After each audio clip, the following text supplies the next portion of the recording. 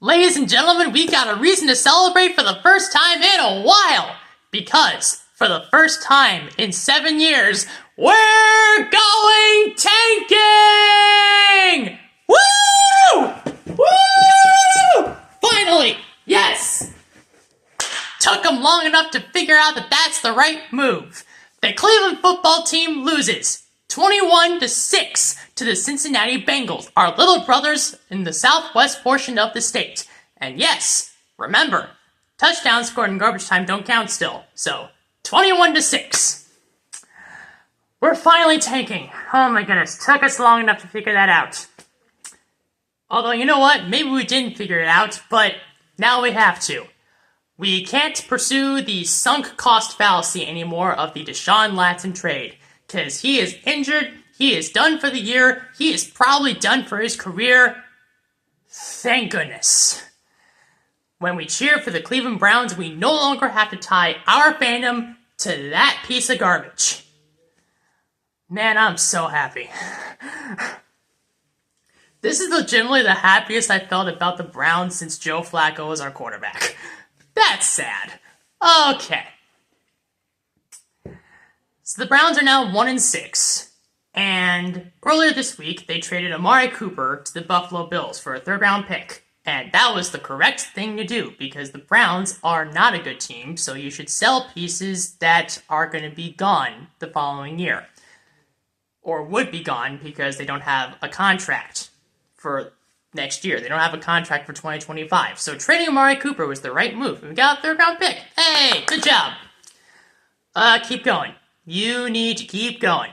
Dismantle this thing thoroughly. Go down to the studs and pull them off because this core, this team core, this entire team needs to be desecrated. And that involves trading guys who people might not be comfortable with trading. Like, it doesn't just mean Amari Cooper. You gotta consider Wyatt Teller, Joel Bitonio, J.O.K., Denzel Ward, and yes, Myles Garrett.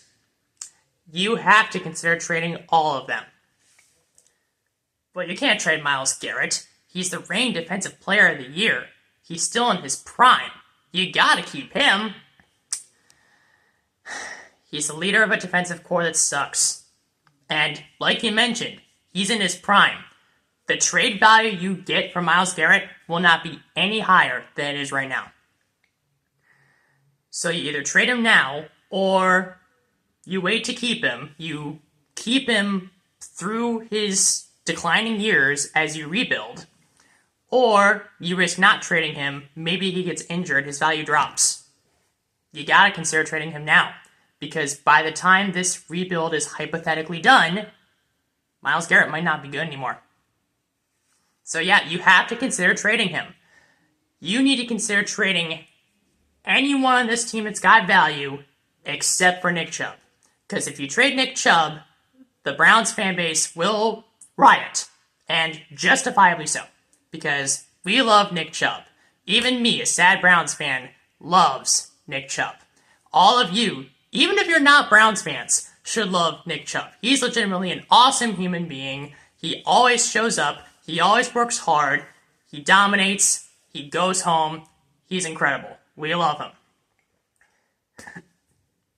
It would be great if there was more than one person that was like that on the team. But alas, we don't have that. So, you gotta blow it all away. Fire Andrew Berry. Fire Kevin Stefanski. You need to put new guys into those positions and create a team culture that emphasizes good character, trust, good communication, and winning. It's the Browns, so we won't do that. But you gotta at least try, man.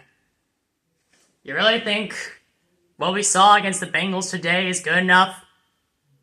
The one good thing about this team earlier in the year was the special teams. Weren't good today. Kickoff return for a touchdown the very first play of the game, and Dustin Hopkins misses a mid-range field goal, which should be automatic, and an extra point, which should be automatic. So our special teams was a net minus 11 today in a game we lost by 7, if you include the garbage time touchdown. And behind Latson, we had Dorian Thompson-Robinson today, and he can't play quarterback. He literally can't. We saw it today. He cannot be quarterback. Do you think you can make the playoffs this year with Jameis Winston after you started 1-6? No! Even if Jameis Winston turns into Drew Brees, you're not making the playoffs. So you gotta dismantle it. You have to. And you gotta find different guys to do it. At least we got one step closer to achieving that dream today, because we're finally going tanking, and this is the best day of the year. Woo!